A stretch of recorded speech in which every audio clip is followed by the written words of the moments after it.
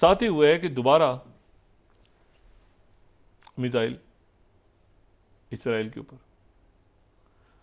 लेकिन अब जो मिसाइल आज ज़रा छुट्टी की है हुतीज़ ने, तो मिसाइल गज़ा से आया है दोबारा, गज़ा से मिसाइल आया और आके इसराइल पे बिल्कुल जो यानी सेंट्रल इसराइल पे फिर गिर गए। यानी अब ये इतनी अजब सूरत हाल है कि अक्टूबर 2023 से लेके जनवरी 2025 तक गज़ा से मिसाइल फायर हो रहे हैं।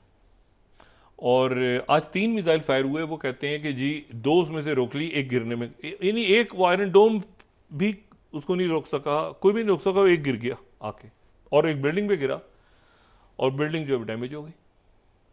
तो ये तो गज़ा। अब इस पूरी सूरत हाल में एक तरफ हुतीज़ हैं, एक तरफ जो है वो गज़ा में लोग हैं, हिजबुल्लाह वाले। मैंने बहुत पहले कहा था कि हिजबुल्लाह जो है, ये जो सीज़ फायर है, इसको हिजबुल्लाह ने स्ट्रेटेजिक रिट्रीट किया है कि जल्दी बस सीज़ फायर, हाँ हम हार गए, ये हो गया, सीज़ फायर करो। जो भी लेबनान में वो अपनी पूरी जो वेपन्स हैं उनके साथ तैयार है हिजबुल्लाह।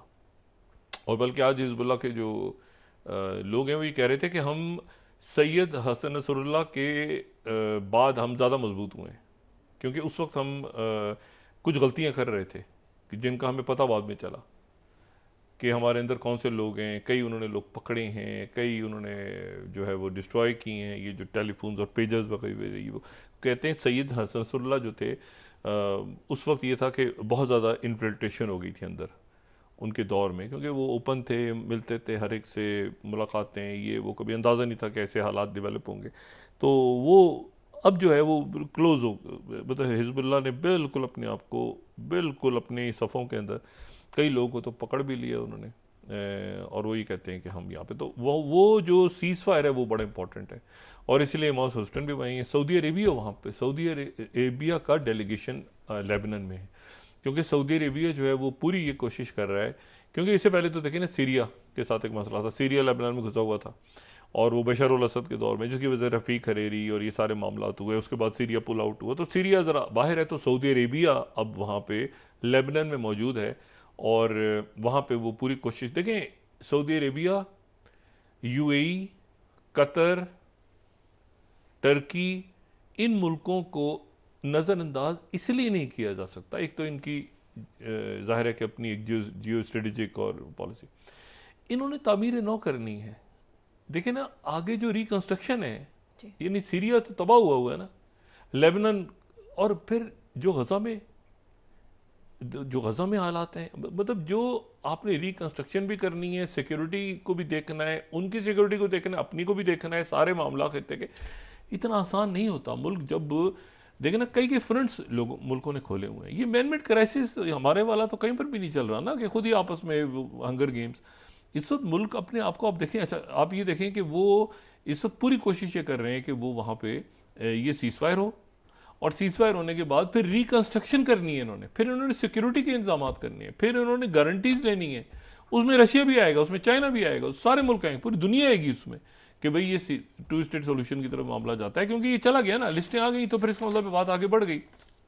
अच्छा, अब उसके बाद दूसरी वो जो सीरिया के जो नया सेटअप आया है वहाँ पे अहमद शरा वाला, मैंने कल भी बात की थी, वो सऊदी अरेबिया से कतर गए, आज वो यूएई में। अच्छा, यूएई में थे, और जॉर्डन के जो फॉरेन मिनिस्टर हैं वो टर्की में, और आज वहाँ पे उन्होंने बात की बड़े खुल के। टर्की ने बात की है कि जो पीकेके है और वहाँ पे दूसरे ग्रुप्स हैं, उनको किसी सूरत हम यहाँ पे बर्दाश्त नहीं करेंगे, ना सीरिया। और उन्होंने सीरिया में, हालांकि उनकी अपनी ज़ाहिर है कि जो सेटअप है वो नहीं कहे, तकरीबन काफ़ी सपोर्ट कर रहे हैं, लेकिन उन्होंने कहा, उन गवर्नमेंट से रिक्वेस्ट की है कि आप अपनी फ़ौज को मजबूत करें, हम आपके साथ हैं, और ये पीकेके वगैरह जितना, इसको हमेशा के लिए साफ़ करें। और उस तरफ जो है वो जो डीईएम वाली पार्टी है ना, हर पार्टी में हॉक्स और ये दोनों किस्म के लोग होते हैं। वो एक ग्रुप ऐसा है जो चाहता है कि अब्दुल्ला ओगलान के साथ मामला तय हों और ये पॉलिटिकल उसमें आ जाएं, यानी सियासी अमल का हिस्सा बन जाए। तुर्की उनको फैसिलिटेट कर रहा है। एक ग्रुप ऐसा है जिसको कहीं से, जो जज्बाती भी है, जंगजू भी है, और उसको कहीं से जो है वो भड़काया भी जा रहा है कि आप टर्की से लड़ें और ये करें और वो, जो हमेशा होता है इसे। तो टर्की ने ये मतलब बिल्कुल ठान ली है। अच्छा, यहाँ पर जहन में रखें कि रशिया भी ऑन बोर्ड है। उसकी वजह यह है कि रशिया पहले ही कह चुका है, मैं बार बार रिपीट करता हूँ, रशिया पहले ही कह चुका है कि हमारी नॉर्थ स्ट्रीम खत्म हो गई और साउथ स्ट्रीम तो खत्म है, तो हमने यूरोप अब एक ही रास्ता है और टर्की को हमने हब बनाना है।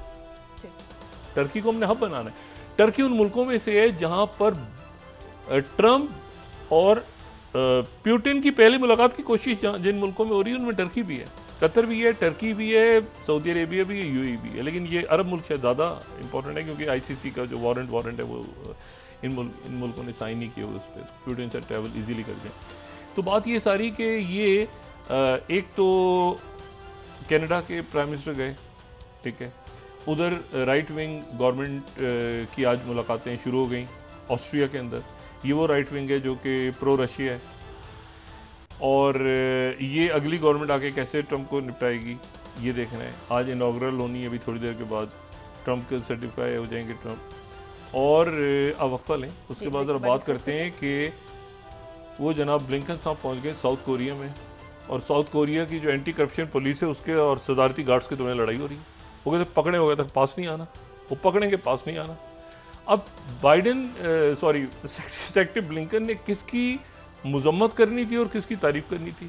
तो उन्होंने वो जो नाकाम माशाल्लाह लगा था, जो उनका सबसे करीबी दोस्त था, देखिए ये उन्होंने कहा बहुत ही घटिया आदमी है, देखिए इसको कानून के मुताबिक से निपटना चाहिए। इसने माशाल्लाह लगाने की गलत कोशिश की, एक तो कोशिश की गलत फेल हो गया, और हम जो हैं वो जो भी मौजूद लोग हैं, अच्छा मौजूद भी उन्हीं के हैं, वो कह रहे हम इनके साथ हैं, हटो बचो करके ब्लिंकन जाने वाले थे तो अचानक आसमान पे एक आवाज़ गूंजी और पता चला कि शुमाली कोरिया ने मिसाइल का 2 महीने के बाद एक इंटरमीडिएट रेंज मिसाइल का तजर्बा कर दिया है। सेक्रेटरी ब्लिंकन के इस्तेमाल के लिए वो कोरिया पहुंचे हैं और साउथ कोरिया, शुमाली कोरिया ने वहाँ से मिसाइल दाग दिया, वो क्रॉस करता हुआ पानियों में जाके गिरा, तो सेक्रेटरी ब्लिंकन ने उसकी मजम्मत की और वो जापान निकल गए। हटो बचो जी। नाज़रीन वापस आते हैं एक छोटे से ब्रेक के बाद।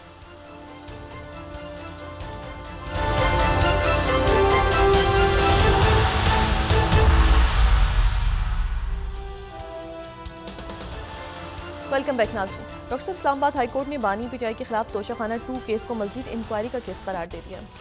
ये ऐसे पॉलिटिकली मोटिवेटेड केसेस हैं, या तो सारे तोशाखाने खुलें और या फिर कोई भी ना, ऑल और नन।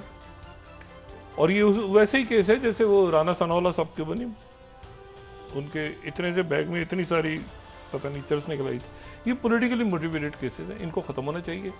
लेकिन इसकी आड़ में अगर कोई ये कहे कि जी इस मुल्क में करप्शन नहीं हुई और इसमें लूट मार का पैसा ही बाहर नहीं गया और वो पैनामा लीक्स और दुबई लीक्स और फलाना और अरबों खरबों जितना पाकिस्तान में नहीं उतना पैसा बाहर पड़ा हुआ है मुल्क का, और उस पैसे को आना चाहिए। और साथ ही ये जो गवर्नेंस का हाल हुआ मुल्क का, ये मैंने कहा ना, ये यहाँ तक आना था और उसके बाद इसमें से निकलेंगे लोग इंशाल्लाह। इसी क्राइसिस में से, हमारी हिस्ट्री भी तो ऐसी है ना, क्राइसिस आता है तो फिर उसमें से निकलते हैं ना।